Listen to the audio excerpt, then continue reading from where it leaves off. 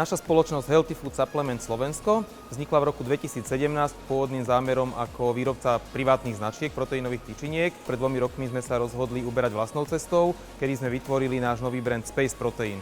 Naším novým brandom sme sa chceli trošku odlíšiť od veľkej konkurencie, kedy sa každá tá značka snaží tváriť ako športová značka a my práve naopak sa snažíme byť rodinným brandom a priblížiť sa k bežnému spotrebiteľovi.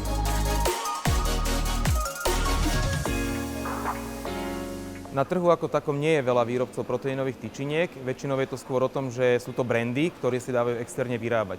My práve preto sme sa rozhodli postaviť výrobný závod. Máme vlastné vývojové oddelenie, ktorým sa snažíme všetky receptúry si upraviť tak, aby vyhovovali najnovším štandardom kvality a aby sa aj priblížili chuťovým profilom práve tým bežným cukrovinkám.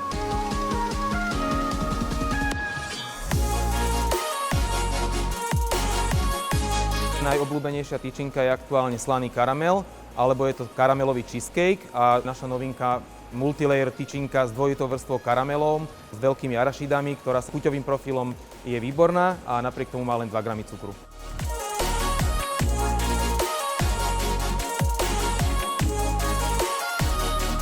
Naša fabrika sa zúčastňuje na medzinárodných výstavách, kde sme naozaj získali krásne ocenenia. Jednu práve za spomínanú Space Protein Junior ako marketingová inovácia v Amsterdame a druhé ocenenie sme získali na prestížnej výstave v Abu Dhabi, kde sme dostali ocenenie za celú radu Space Protein.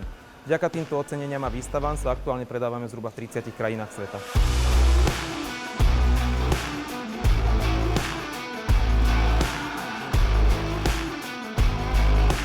Spoluprácu s Lidlom sme začali zhruba pred necelými 2 rokmi. Musím povedať, že to je jedna z najúspešnejších spoluprác, ktorú momentálne máme. Lidl bol prvá retailová sieť na slovenskom trhu, ktorí nám umožnili vstúpiť práve s našim brandom Space Protein práve do retailu a dokázali presvedčiť spotrebiteľa, že tá tyčinka dokáže byť aj iná, lepšia a práve preto si myslím, že tá spolupráca s Lidlom bola veľmi prospešná.